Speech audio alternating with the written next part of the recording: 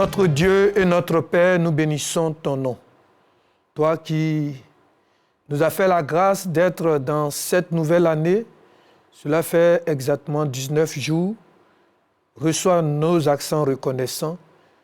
Et pour ce temps d'édification, ce temps de dévotion, ce temps de révélation, accorde-nous encore et toujours ton esprit pour parler avec hardiesse de ta part. Au nom de Jésus-Christ, notre Rédempteur. Amen. Amen.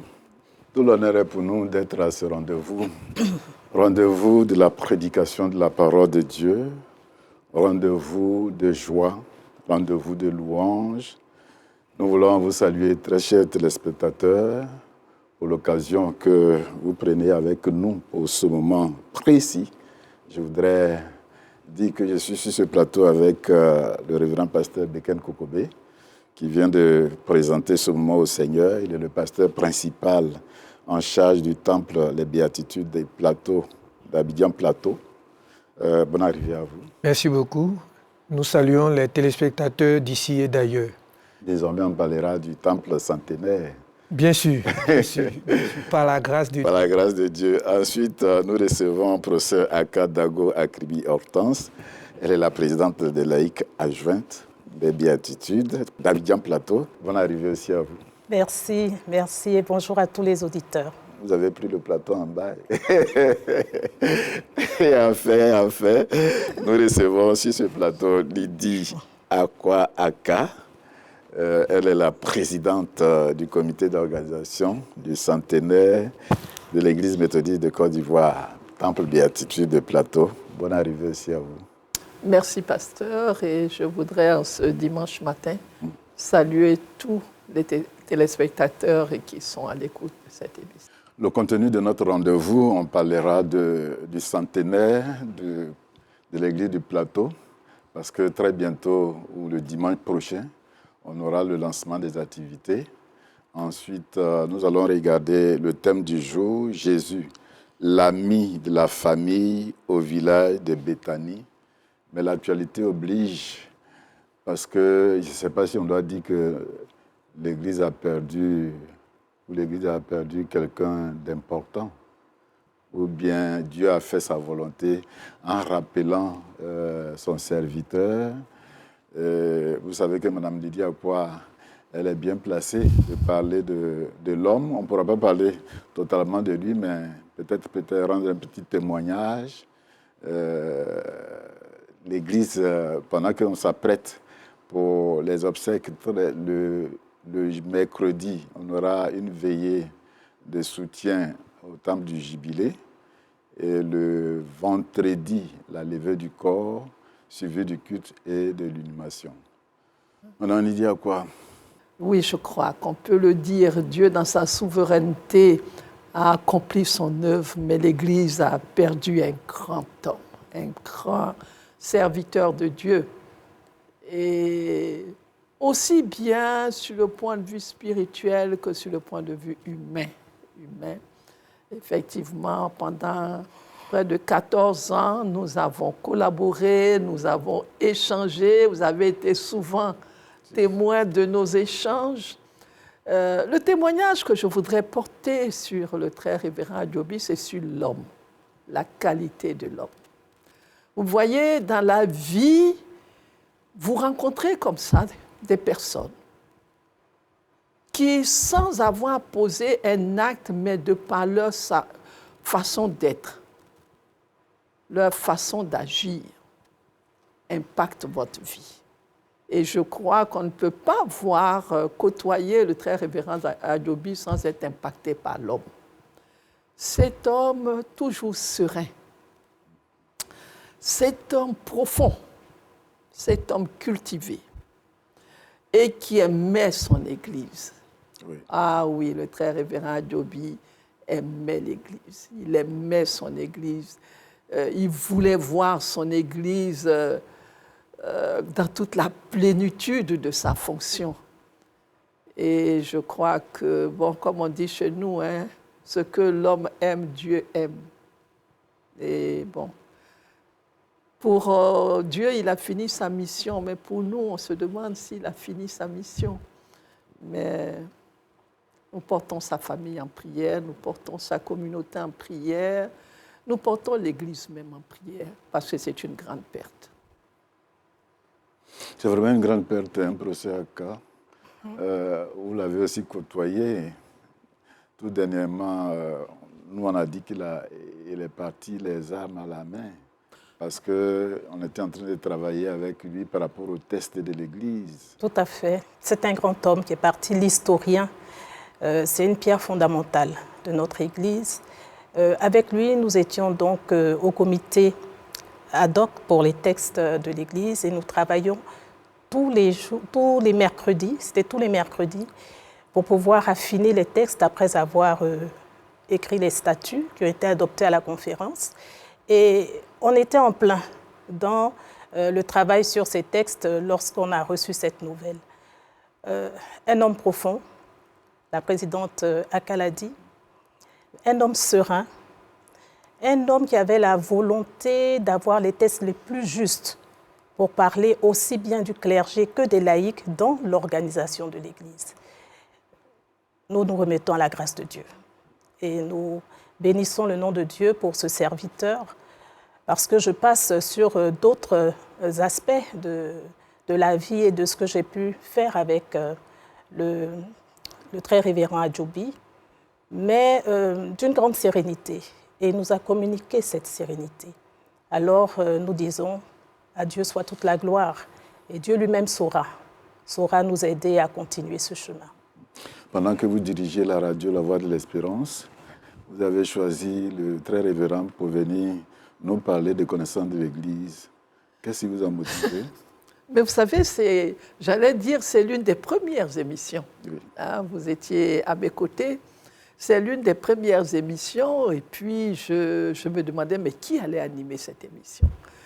Et je portais cette émission devant la présence du Seigneur et tout. Et puis, je cherchais quelqu'un qui pourrait parler de l'Église, de la place du méthodisme dans l'Église corps du Christ, parler aux méthodistes de leur histoire, depuis la Réforme jusqu'à ce que nous sommes aujourd'hui, parler de l'histoire du méthodisme lui-même en Côte d'Ivoire. Et comme ça, je crois que c'est au cours d'une conversation avec le professeur Owo, avec qui je partageais cette préoccupation, qui m'a dit « J'ai ton homme, va voir le très révérend Adjobi ». Et quand je lui en ai parlé, il s'est passé quelque chose, comme diraient les Anglais, le feeling tout de suite s'est mis en route. Et puis, il a été l'un des premiers à venir faire des émissions à la radio. Pour moi, un surintendant, se déplacer, vous savez comment je peux être directif par moment, hein, comment je venais l'arrêter même dans ses émissions pour lui dire non. Mais c'était le très révérend Adjobi. Hein. Et puis je pense que nous avons pu travailler ensemble parce que ensemble nous partagions une partie de l'histoire du méthodisme de nos parents. Et il était très jaloux de ce méthodisme-là. Il était très jaloux de ce méthodisme. Et comme je vous disais, le très révérend Adjobi, dans l'histoire de la Voix de l'Espérance, a joué un rôle extraordinaire. Combien de fois il s'est rendu disponible pour venir former ces jeunes gens que nous avions recrutés, à qui il fallait enseigner l'histoire de l'Église, à qui il fallait faire redécouvrir le méthodisme et tout. Il était toujours disponible. Il était toujours disponible. Et comme l'a dit la présidente Aka Dagoa Kribi, la sérénité du très révérend Adjobi est impressionnante. Est impressionnante. Il forçait rien. Il forçait rien. Même quand on n'était pas d'accord avec lui, il savait que le temps et la prière lui donneraient raison sûrement. Il ne forçait pas. Il ne forçait pas.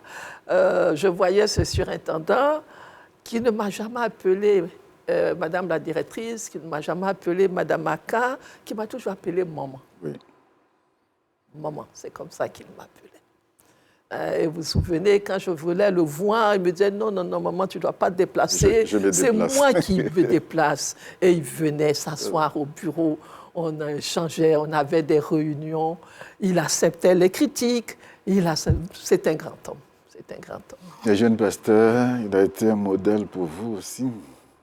Oui, mais il n'est pas historien d'une église qui veut, n'est pas liturge d'une église méthodiste qui veut. Donc pour nous, c'est un maître. Voilà, nous sommes passés aussi par ses mains de formateur à l'ISTA. Donc c'est un maître.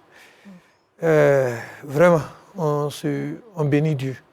Notre foi nous donne de supporter, surtout que dans l'Apocalypse, on nous dit que nos œuvres nous suivent, nous voyons les œuvres.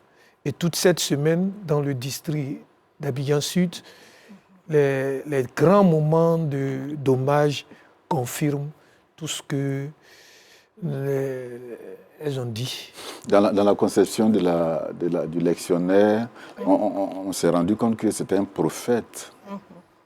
Des thèmes ont collé avec l'actualité de notre pays. Quand on sait que nous avons déjà le lectionnaire en fin décembre, qu'un texte ou qu'un thème colle à l'actualité du pays en octobre de l'année qui suit, ce n'est rien d'autre qu'un prophète. Le prophète est rentré dans l'éternité. Ceux qui méditent avec la chambre haute, le très révérend a fait un témoignage. Oui, c'est le témoignage du 1er mai. Du 1er mai. 1er mai 2025. Ouais. Voilà. Et le titre est La mort assumée. Mais quand on le lit, en principe, il devait dire la mort évitée. Voilà, parce qu'il parlait de ce qui s'est passé le 31 août. Voilà, mais il dit la mort assumée. Mais moi, je voudrais dire, parce que dans le cadre du centenaire, justement, parce qu'il était quand même pour nous au centre de ce centenaire, hein, c'était vraiment une personne ressource, et nous l'avions approché pour lui dire, voici le thème que nous souhaiterions que vous traitiez et tout ça, et que le pasteur lui-même... Est-ce qu'on ne parlerait pas de ça déjà, parce que c'est la transition? Oui, mais c'est déjà dans ce cadre, dans du prophétisme. Du prophétisme. Mais ce qui m'a frappé, l'échange que nous avons eu, j'étais loin de savoir que c'était un adieu que le très révérend me faisait. Mais les paroles qu'il m'attendait et tout, je m'assois et puis je me dis, mais attends, est-ce que ce monsieur savait que son terme était arrivé? Quand vous dites au très révérend Adjobi, bon, pour le premier culte d'enseignement, ça sera vous et tout, et qui vous dit, ah maman, est-ce que vous croyez que je serai là pour ce culte? Là pour ce culte, mais pour moi, parce qu'il va voyager, il va aller en mission, il va aller là, mais pas pour me dire que ma mission sera terminée. Et c'est ce qu'il a fait à Trècheville. Comme s'il savait, bon... C'est un prophète. Un prophète. Vraiment, tout simplement un prophète. Nous bénissons le Seigneur pour ce que Dieu a fait, pour son ministère. Saluer, comme vous avez dit, saluer son épouse, encourager vraiment toute la famille, encourager le district Abidjan Nord. Abidjan Sud. Abidjan Sud. Bon, je vais dire toute la Côte d'Ivoire. Et même pas l'église de Côte d'Ivoire seulement. Il a travaillé pour l'église dans le monde. D'accord, on reviendra toujours sur la personne de surintendant Adjobi parce que nous devons retenir beaucoup de choses. Nous le disions que dès le dimanche 26, c'est le lancement du centenaire de l'église du Plateau. On parlera hier, aujourd'hui et demain. Peut-être qu'on n'a pas suffisamment de temps, mais c'est important qu'on revienne quand même sur l'origine de ce temple et la raison qui amène à la communauté de fêter ces 100 ans. Je disais hier, au cours d'une autre émission, que ce temple est atypique. Il est atypique de par son histoire, de par la façon dont il a été construit, de la façon dont il a fonctionné jusqu'à dernièrement. C'est un temple qui est atypique, qui a son histoire, qui a toute sa place dans l'histoire de cette nation. Vous disiez comment ce temple est sorti. Ce temple, n'oublions pas, arrive à un moment important. Il y a eu la période Fanti Nzima avec le méthodisme, avec les luttes Harris et les méthodistes. Il y a eu la période j'allais dire, du choix de la langue dans nos églises. Il y a eu la période des décisions coloniales contre le méthodisme. Il y a eu toute cette période. Et puis, bon, par la grâce de Dieu, les choses étaient en train de se mettre en place. Donc, c'est après la deuxième tournée du pasteur Platte en Côte d'Ivoire, où il a fait une grande tournée pour voir l'état d'évangélisation, d'avancée du méthodisme. Et après, au cours de cette étape-là, il a découvert que malgré toutes les difficultés, l'Église s'implantait, l'Église avançait, l'Église avançait. Et donc, après cette grande tournée, il était avec le révérend pasteur Wood et il était aussi avec le pasteur Lettel. Le pasteur Lettel. Et après avoir fait tout ce tour-là, c'est en août 2023 que le pasteur Wood et le pasteur Lettel, en revenant d'une tournée dans la région de Dabou, la région ébriée, s'est retrouvés à Abidjan, où ils ont convoqué une assemblée des méthodistes, des villages méthodistes. Et à cette assemblée des villages méthodistes, on nous dit qu'il y avait déjà 1500 personnes. Parce que n'oublions pas qu'à cette époque, le plateau, c'était ébrié. C'était Blocos, c'était Anoumambo, c'était plutôt Cocody, Anoumambo et autres. Et c'est comme ça que les deux ont lancé un appel en disant, et c'est pour ça que j'ai regardé mon document, il faut qu'on construise un temple central au plateau à Abidjan. Donc déjà, dès, j'allais dire, la naissance du désir de ce temple, on lui avait donné une mission, un temple central. Le pasteur Oud pose lui-même la première pierre de ce temple-là, le 3 mai 1925. Parce qu'entre-temps, on avait retrouvé dans la colonie tous pas les méthodistes, les protestants réformés, aussi bien des opérateurs économiques, des exploitants forestiers et autres français qui étaient là et qui se sont intéressés au projet. Et donc ce temple est né comment? A été bâti comment? C'est des maçons sierra-léonais qui ont bâti ce temple. Des maçons sierra-léonais. Et il a été bâti avec des briques venant de l'Agnébi, à l'entrée de Dabou. Et ces briques étaient transportées par les villageois ébriés en pirogue. En pirogue.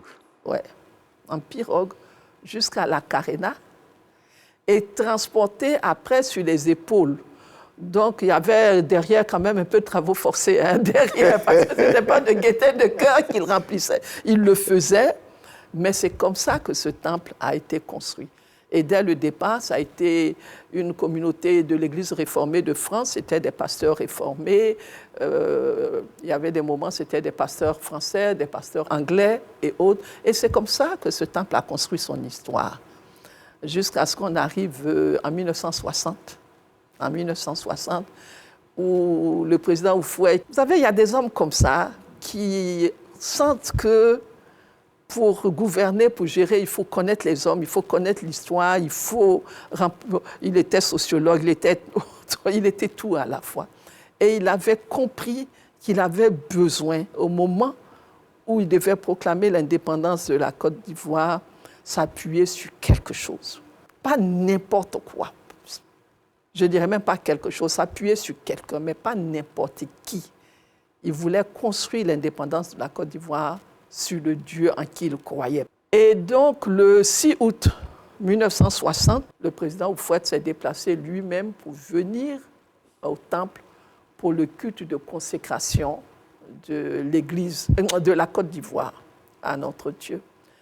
Et nous avons un autel. Nous avons un autel qui a de la valeur spirituelle, mais qui a une grande valeur historique. parce que si vous regardez les photos, vous verrez qu'il y a un document qui est posé sur l'autel. C'est l'acte d'indépendance de la Côte d'Ivoire qui est posé sur cet autel-là. Et il est entouré du président Fenton, qui était le premier président du district Côte d'Ivoire, qui était anglais, du pasteur Nangui et du pasteur Lambert Augustaka, notre père. Votre papa. Ouais. Alors, je vous dirais, j'ai eu le privilège d'être là, toute petite, et les méthodistes étaient venus de partout, pour assister à ce culte. La dernière fois, le révérend Bécain rendait un témoignage par rapport à la découverte de parchemins qui portent la date pour qu'aujourd'hui, on ait 100 ans. Oui. En fait, quand nous sommes arrivés, on n'avait pas une orientation sur une date exacte. Et puis je me rappelle, on a invité l'historien, le révérend Adobi, qui est venu avec tout son calme. Il dit, lui, la date qu'il a, c'est la date de consécration qui est 1928. Mais les autres dates, il n'en avait pas. Donc, on était partant pour 1924. Et quand on devait restaurer le temple, en suivant les servitudes que le ministère de la Culture, l'Office ivoirien l'Office, du patrimoine culturel, nous a imposé. Donc, il y a un pan du mur au niveau de l'autel qu'on devait déplacer. Et c'est dans la fouille, je crois, le 22 décembre, mercredi 22 décembre, on fouille, on creuse. Ah, on dit non, il y a une bouteille. Ah, une bouteille. Ah non, il y a un papier dedans. Ah bon? Non, faites attention, on sort, on regarde. Il est écrit « Pose de la première pierre du temple protestant en vue d'en faire une école par le pasteur Paul Woods le 3 mai 1925. Assisté du catéchisme agréé. Waouh, ok. Maintenant, le Seigneur vient de nous répondre. On sait où aller. Au moins, on a une date. C'est mai 1925.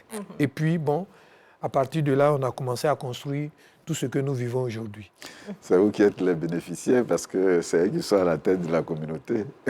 Oui, tout à fait. C'est une histoire formidable. Elle a été relatée et j'aime beaucoup écouter la présidente du comité d'organisation comme un enfant qui écoute une histoire et qui doit se saisir de cette histoire pour sa vie. Alors, c'est avec passion qu'on l'écoute et on espère l'écouter plus souvent. Redites-moi l'histoire. Alors, avec tout ce qu'elle a déjà dit, mais elle a encore beaucoup d'éléments à dire sur la question. Vous savez, arriver à un centenaire, pour nous, c'est vrai, 100 ans, comme disait le pasteur, on a dit 2024, c'est notre centenaire. Et puis, il y a eu cette découverte. Mais pour qu'il y ait cette découverte, on avait déjà des problèmes d'intempéries au niveau du temple. Il a fallu fermer le temple pour la restauration de 2018 à 2022. Donc, entre-temps, il y a eu Covid-19, donc je vous passe un peu tout ça. Mais on n'avait pas, enfin moi personnellement, la présidente des laïcs, Dr Anna Ongoran, on n'avait pas senti que c'était en fait Dieu qui nous mettait en chemin. C'est comme un cheminement. Parce qu'il nous fallait avoir la date exacte pour parler de centenaire. Nous partions avec l'idée de 1924, mais en fait, ce n'était pas la date. Et vous voyez que c'est dans tout ce moment-là qu'on a pu retrouver ce parchemin et qu'on a pu effectivement aller vers maintenant comment parler du centenaire. Comment cette petite église, qui était finalement un chef-lieu même de l'église, qui a été longtemps appelée église mère, donc qui couvrait tout ce que représentait le méthodisme à Abidjan et même en Côte d'Ivoire, comment cette petite église, au milieu de bâtiments imposants, comment est-ce qu'elle résiste et comment est-ce qu'elle essaie d'impacter tout ce qu'il y a autour, au cœur de tout ce qui est l'administration, toutes les finances, même la politique ivoirienne. Et on a commencé à vraiment se poser des questions sur le plan de Dieu pour cette petite église. C'est comme le petit David et Goliath. Donc ce plan de Dieu, aujourd'hui, on se dit, on est témoin de quelque chose, mais par des témoins qui l'ont vécu. Maman Akwalidi, présidente du comité d'organisation, l'a vécu, elle le dit. Mais qu'est-ce qu'il faut faire? Il ne faut pas cacher cela sous le boisseau. Il faut pouvoir montrer, à partir donc de toute l'organisation de ce centenaire, ce que cette Église, ce que les béatitudes d'Abidjan-Plateau, ce que la vitrine de l'Église méthodiste apporte justement en termes d'évangélisation, mais également en termes d'impact sur l'histoire, sur la politique, sur l'administration de notre pays et bien plus de tout ce qui nous entoure. Donc c'est vraiment l'Église dans la société et l'éclairage à partir des béatitudes.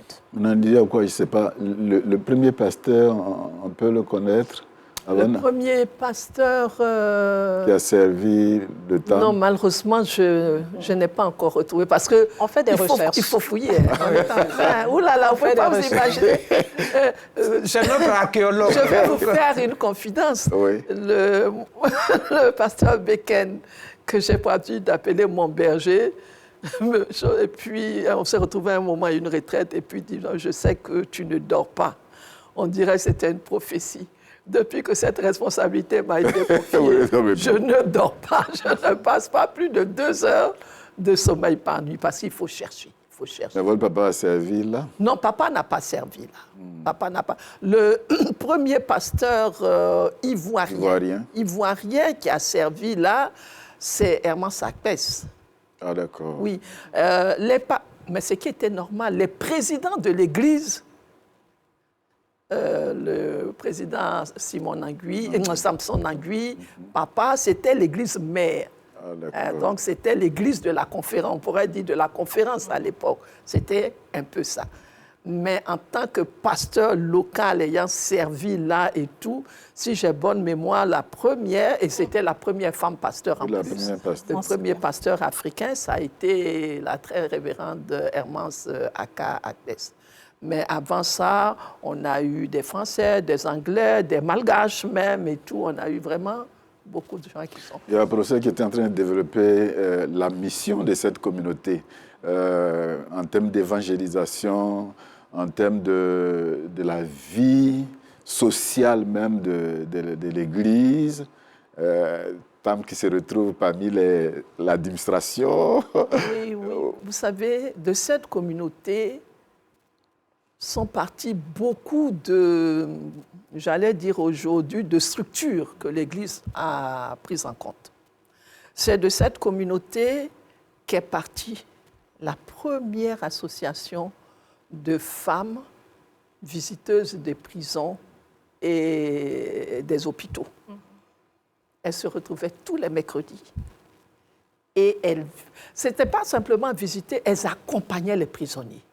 On a vu ces femmes prendre des dossiers de prisonniers qui n'avaient personne, qui n'avaient pas d'avocat, qui n'avaient personne, aller rencontrer. Elles allaient jusqu'à rencontrer le ministre de la Justice et tout, pour obtenir des choses et tout. Dans les hôpitaux, c'était pareil. Elles allaient rencontrer des entreprises qui leur donnaient du savon, un certain nombre de choses et tout, qu'elles allaient distribuer dans les hôpitaux. Elles ont été les premières à s'occuper des enfants de la rue du Plateau. Les enfants de la rue du Plateau, elles ont été les premières à s'intéresser à ces enfants-là, à voir comment ces enfants vivaient et autres. Et il y a encore beaucoup de choses comme ça qui sont parties. Parce que l'écodime. Oui, l'écodime. Le 24 décembre, avec les enfants. Moi, j'ai des souvenirs, le 24 décembre au Plateau, c'était une merveille, c'était ouf. On attendait ça comme... bon, il y a eu tous ces grands moments et c'est parti de là. Les premiers pèlerinages vers Israël sont partis du Plateau. En voulant célébrer le centenaire, qu'est-ce que vous recherchez? Je crois que ma PL et mon berger sont les mieux placés pour nous en parler. C'est déjà de montrer ce que les béatitudes, parce que l'Église n'est pas toujours appelée béatitude. Oui. Hein. On a eu le baptême de ce temple en 2014. D'accord? C'était l'Église du Plateau. Oui. Pour dire que vraiment, ça couvrait toutes les églises méthodistes. Donc, le 5 avril 2014, il y a eu le baptême de ce temple avec le bishop Benjamin Boni. Alors, à partir de ce petit temple, c'est de montrer ce que Dieu peut faire et ce que Dieu fait. Vous savez, aujourd'hui, la présidente du comité d'organisation, Maman Akwalidi, le disait tout à l'heure, il y a eu beaucoup de riverains qui ont travaillé à la construction de ce temple. Mais à cette époque-là, il y avait les Blancs d'un côté et les autochtones de l'autre. Donc l'église était surtout une église ouverte pour les Blancs, pour les cadres. Et donc aujourd'hui, au plateau, on a encore des cadres qui viennent, qui sont en mission souvent et qui viennent dans notre communauté.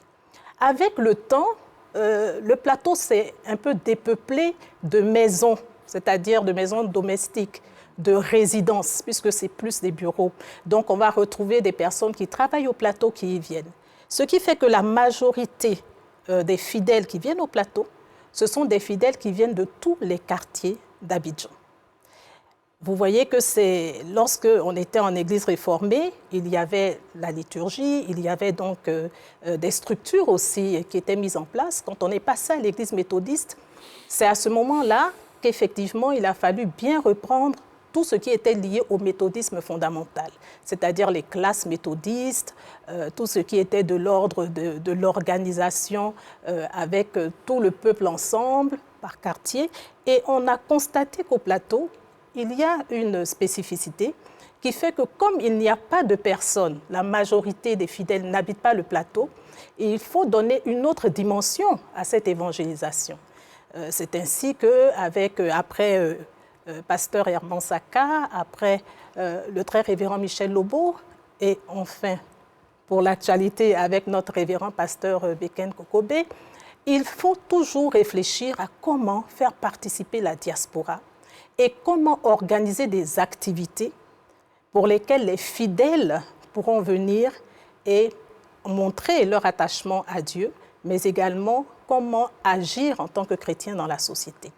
C'est ainsi qu'au plateau, nous avons des activités assez particulières et nous avons avec nous deux autres communautés. Nous avons la communauté malgache, qui est ancienne. Nous avons la communauté anglophone, méthodiste actuelle, mais juste avant ça, nous avions une communauté anglophone qui maintenant s'est retranchée puisqu'elle a donc construit son église dans un autre quartier, mais nous gardons toujours les relations. Donc ces trois communautés qui existent au plateau travaillent toujours de concert, aussi bien sur le plan spirituel que sur le plan de la réalisation et des rencontres à faire autour de tous ces enseignements pour bénir notre Dieu d'appartenir à une communauté aussi grande, mais également pour nous joindre ensemble avec nos différences, mais également avec tout ce que nous pouvons apporter. C'est un point qui est très, très important parce que souvent, quand on fait des études bibliques, on dit mais au plateau, les gens ne viennent pas. Mais quand vous voyez déjà en plus maintenant, avec tout ce qui est transport et tout ça, ce n'est pas évident. Ce n'est pas comme une église qui est dans un quartier où les personnes habitent le quartier, où elles fédèrent tout de suite pour y aller. Donc il faut chaque fois penser à faire des actions, à poser des actes, à organiser des événements qui puissent permettre à tout le peuple de se retrouver. On dit à quoi on peut connaître les grandes lignes de ce centenaire. Déjà, le 26, c'est le lancement. Oui, bon, d'abord, ce centenaire va s'étendre sur un an. Sur un an, une année entière, parce que c'est un grand moment d'action de grâce. Comme disait Hortense, c'est une communauté tellement particulière, mais que nous ayons pu rester ouverts comme ça pendant 100 ans, tout ce que nous voulons faire, c'est d'abord dire gloire à Dieu. Gloire à Dieu. Donc, nous lançons le centenaire officiellement le 26 janvier et nous le clôturerons avec la grâce de Dieu le 25 janvier 2026. Alors, nous aurons des moments phares, des grands moments avec des moments de culte. Nous aurons le grand culte le 4 mai, le grand culte du centenaire. Nous allons commémorer le 6 août. Oui. Ça va faire 65 ans.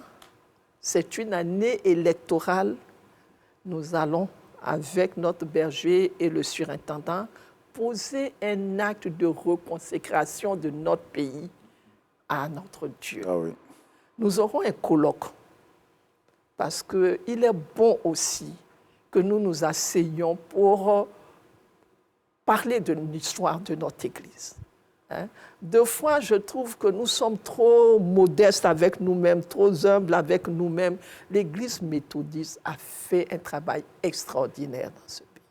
Donc, à travers ce colloque, tout en reprenant l'histoire de la communauté, ça va nous permettre de revisiter l'histoire du méthodisme en Côte d'Ivoire. Nous aurons un grand gala que nous appelons le gala de la gloire. Et nous aurons aussi un concert avec des chorales qui viendront de l'extérieur et autres pour nous accompagner. Et nous aurons notre culte d'action de grâce le 25 janvier 2026. Mais la particularité, pasteur, si vous le permettez, c'est qu'entre ces grands moments, nous avons souhaité que notre communauté vive spirituellement le centenaire, parce que c'est une grâce. Hein? C'est une grâce pour nous. Donc, nous aurons des moments de veillée, nous aurons des moments de culte enseignement, ça sera vraiment une année pleine. Et nous allons aussi, autant que nous le pouvons, inviter des frères et sœurs. Pendant longtemps, l'Église du Plateau est l'Église qui a porté la semaine de l'unité. La semaine de l'unité. Et là, nous allons rentrer dans la semaine de l'unité. Et tout, donc avec notre berger, nous allons nous tourner vers nos frères catholiques avec lesquels on était vraiment en symbiose. L'Église du Plateau avait un groupe informel, mais qui existait, c'était le groupe de réflexion islamo-chrétien. Donc, il y avait de la réflexion, il y avait des choses et tout, parce qu'elle l'a dit, tous les intellectuels qui revenaient après leurs études et tout, c'était leur communauté. Donc, ils avaient besoin, en plus du culte, mais de réfléchir, de penser à beaucoup de choses. Et donc, toute cette année, nous souhaiterions que cette année soit vraiment une année où nous serons vraiment la vitrine. Vraiment la C'est d'ailleurs très lié au thème qui est choisi pour ce centenaire. Peuple bienheureux du centenaire, ce que nous sommes, nous le devons à la grâce de Dieu. C'est vraiment sur cela que nous positionnons le centenaire, sur toute cette trajectoire, hier, aujourd'hui, demain, parce que ce que nous faisons, c'est pour pouvoir éclairer. Et les jeunes d'aujourd'hui, ce sont ceux de demain. Donc, c'est important de pouvoir emporter tout le peuple de Dieu vers cette vision. Vous êtes libre de venir à tout moment sur ce plateau pour qu'on en parle comme c'est une année. On espère. C'est une année. Je vais vous laisser l'occasion. Certainement, il y a encore des anciens qui sont là pour que vous puissiez les saluer et puis on va passer à l'exhortation. Oh oui, bon, écoutez, ça me vient comme ça rapidement en tête. Hein. Je pense à l'épouse du premier président, hein, qui, elle, se déplace encore de temps en temps pour être avec nous, à l'épouse du président Ahin, qui était, à l'époque, on disait premier conseiller, hein, l'épouse des premiers conseillers, aux familles Anoma, aux familles Ago, aux familles Dieval, les Nanduis également. Les Nanduis, les Latam. Les Nanduis, les Pitini, les Latam, les Pitini, les Nyalega. Oui. Parce que imaginez-vous que le père Nyalega était principal, à l'époque on disait principal à Dabou. Ah d'accord. À Dabou. Avant d'aller à Benjerville. Non, plutôt à Benjerville. Tous les matins, et les dimanches, il prenait sa voiture. Et puis il y avait le car de l'école qui prenait tous les élèves protestants et qui les conduisait au temple du plateau pour venir faire leur culte. Ah wow. Oui, pour venir faire leur culte. Je voudrais faire un coucou, je crois, à nos deux plus anciens de l'Écodim, hein, Madame Villasco, et puis mon petit frère Jean-Marie Aka, c'est nos anciens qu'on a. Alors si des gens de l'Écodim ont plus de 70 ans, vous comprenez. Le berger, lui-même ne sait plus comment gérer ça. Je voudrais leur faire un coucou à la famille Akran, hein, le premier maître de chœur et autres. Oui, maman Modaké. Oui, Modaké, je parle de la famille Bonfoul, les trois sœurs Bonfoul. et autres, on avait les Dans tous les cas, vous allez revenir sur ce plateau. La liste est longue, on va vous laisser lancer l'appel rapidement. Et puis, on va regarder on va demander à l'APL de lancer l'appel. L'appel, c'est celui pour le lancement, c'est déjà d'être en prière. Parce que c'est vrai que c'est le centenaire des béatitudes d'Abidjan Plateau, l'Église méthodiste de Côte d'Ivoire, mais c'est le centenaire de toute l'Église. C'est le centenaire de toute l'Église parce que cela a été dit, beaucoup d'éléments formateurs et formateurs sont partis de cette Église. Et c'est vrai qu'aujourd'hui, moi, j'ai fait le catéchisme au plateau, mais la plupart de mes frères et sœurs sont maintenant dans les églises de quartier. Mais c'est leur église, c'est leur église. Donc c'est vraiment appeler tout le monde. Toute personne qui est méthodiste en Côte d'Ivoire est concernée par ce centenaire. Et quand on dit tout le monde, la présidente l'a dit, nous aurons des moments forts. Je veux revenir un peu sur le colloque qui va se tenir. C'est un colloque scientifique, mais on a besoin de cette histoire parce que malheureusement, on n'écrit pas beaucoup. Et justement, le très révérend pasteur Adjobi nous accompagnait par rapport à ce colloque. Il est important de laisser des traces sur l'histoire de notre Église. Donc, c'est vraiment d'appeler tout le monde concerné par l'Église méthodiste. Il y aura le lancement, il y aura également d'autres moments forts et nous sommes très heureux de l'invitation que vous nous donnez et que vous nous faites de venir quand nous le pouvons sur le plateau pour en parler. Rejoignons-nous le 26 janvier 2025 pour le lancement de ce centenaire. Exactement. Jésus, l'ami de la famille au village de Béthanie. 3 textes nous sont proposés, oui. Exode 33, 11, 23 dans l'Ancien Testament, Jacques 2, 20 à 26 dans le Nouveau Testament, puis celui de Jean, chapitre 11, les 16 premiers versets. Les versets 1 et 3 de Jean, chapitre 11, nous n'allons pas le lire parce que c'est un peu long. Il y avait un malade, Lazare de Béthanie, le village de Marie et de Marthe, sa sœur, verset 3. Les sœurs envoyaient quelqu'un lui dire « Seigneur, celui que tu aimes est malade ». Nous connaissons cette histoire. C'est la mort de Lazare. Mais bien avant qu'il y ait mort, l'histoire où le narrateur nous dit que des personnes ont été envoyées vers Jésus pour lui dire de venir à Béthanie parce que son ami Lazare est malade. Ami, parce que Jésus avait une intimité avec Lazare.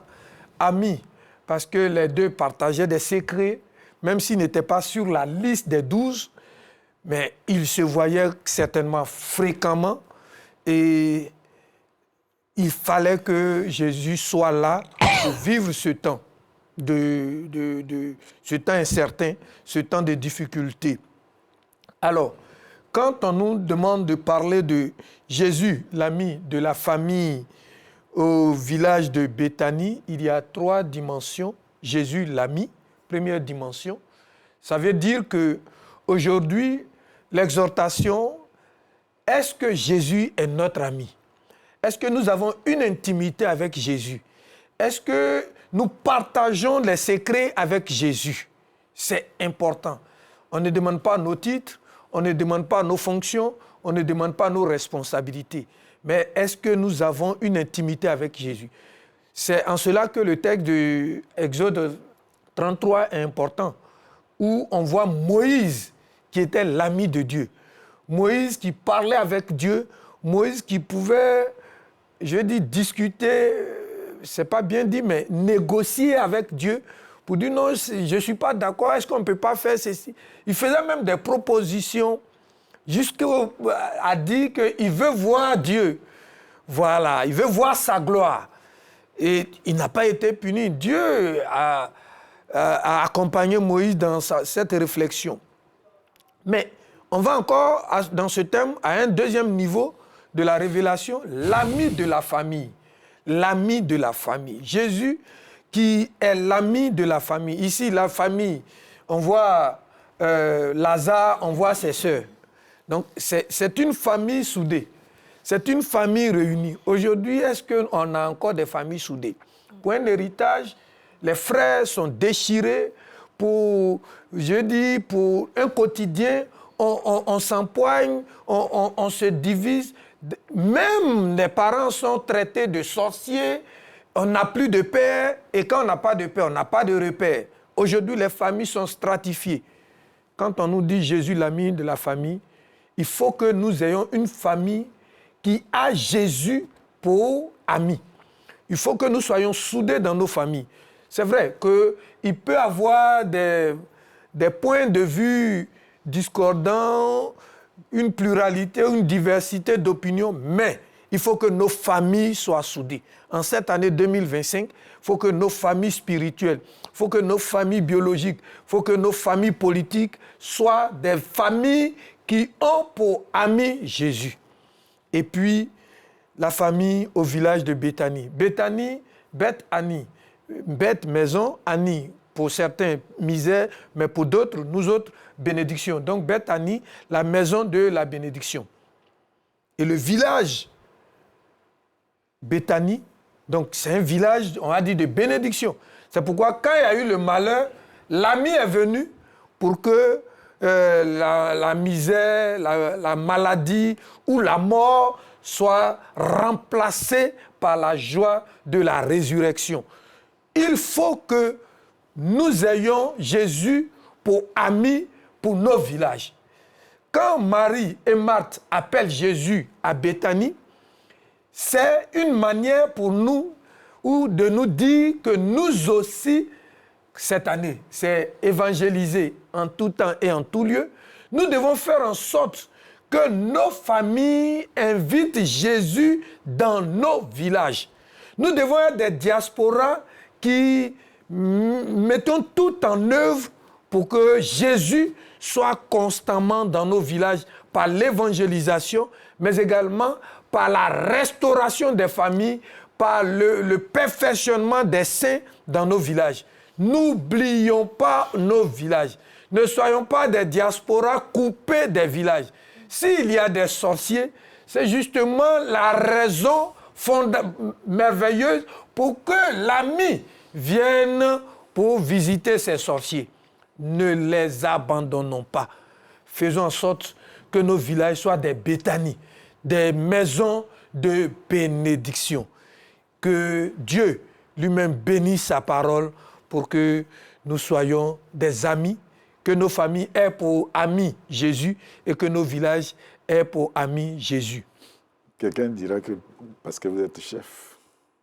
Ah, mais c'est le prophète Philippe Adjobi qui me dit de prêcher. Donc, si je suis chef, je travaille pour que Jésus soit l'ami de Nyama Diès. Voilà, ça, c'est pas moi qui ai donné ce thème. Et la Côte d'Ivoire? Ah oui, mais en fait, c'est ça. Vous voyez, ce thème colle tellement avec notre centenaire. Vous savez, je suis ému quand je réalise que je suis établi sur une église. Regardez bien la photo. L'autel sur lequel l'acte de l'indépendance de la Côte d'Ivoire a été déposé, c'est le même autel que nous avons aujourd'hui. C'est sur cet autel que j'ai le privilège de préparer la Sainte Seine. Waouh! Donc, Jésus est l'ami de l'église du plateau. Et l'église du plateau est l'autel de l'intercession pour que Jésus, plus que jamais, soit l'ami de la Côte d'Ivoire et que les élections de cette année, pendant ces élections, personne ne soit désacralisé. Que le sang ne coule pas, mais que dans la pluralité des opinions, nous allions à des élections de joie. Oui, on peut choisir. Quand on a parlé du miracle ivoirien, c'est parce que Oufou a déposé l'autel, sur l'autel protestant, sur l'autel méthodiste, l'acte. Oui, Dieu est encore Dieu. Nous allons continuer d'appeler le Dieu d'Oufoué, qui a produit le miracle, pour que cette année, il y ait un miracle pendant les élections. Que Dieu visite la Côte d'Ivoire, que Jésus soit l'ami de la Côte d'Ivoire pendant ce temps d'élection. On est pratiquement à la fin de notre rendez-vous. C'était un plaisir pour nous, mais on va vous laisser de dire un dernier mot. Madame Lydie Akwa, présidente du comité d'organisation du centenaire. Mais écoutez, après avoir écouté notre je ne sais pas si on a encore un mot à ajouter, Oui. mais nous disons simplement que nous vivons ce centenaire comme une grâce pour nos vies individuelles, comme une grâce pour nos familles, comme une grâce pour notre communauté. Et nous voulons que cette grâce se répande dans notre Église, se répande dans notre nation. Voici ce que je veux dire. Que dire de plus, si ce n'est de remercier Dieu pour ce moment qu'il nous donne et dire aussi que l'Église méthodiste, les Béatitudes d'Abidjan-Plateau, reste pratiquement l'une des dernières bâtisses coloniales. Et nous sommes en train de partir vers une demande également de patrimoine qui est en cours, puisque tous les travaux qui ont été faits l'ont été faits avec l'Office ivoirien du patrimoine culturel. Donc pour nous, c'est important parce que c'est un signe fort, un signe d'évangélisation, un signe de la puissance de Dieu par le sang de Jésus dans le quartier du Plateau et bien au-delà. En une minute, rendons grâce au Seigneur. Seigneur, nous bénissons ton nom, rocher des âges. Nous te rendons toute la gloire pour le privilège que tu nous fais de restaurer ce temple, de restaurer l'autel et d'en faire l'autel des sacrifices, l'autel de l'intercession, l'autel des supplications. Tu nous as donné une année 2025, nous la voulons bénie, nous la voulons une année de cohésion, de vivre ensemble, une année d'unité. Que les élections soient encore un miracle de ta manifestation. Bénis les autorités de ce pays et donne-nous d'aller de gloire en gloire dans le Conseil des Nations. Par Jésus-Christ, l'ami des familles, l'ami des nations. Amen. Amen. Il ne reste que de vous dire au revoir. Certainement, on va se retrouver très, très bientôt. Mais j'ai été heureux de partager ce moment avec vous, Mme Lydie Akwa, professeur Aka, le pasteur des Béatitudes. Que le Seigneur vous bénisse. Amen. Certainement, dimanche prochain, nous allons nous retrouver. Mais d'ici là, que la grâce de Dieu soit avec nous. Amen. Amen.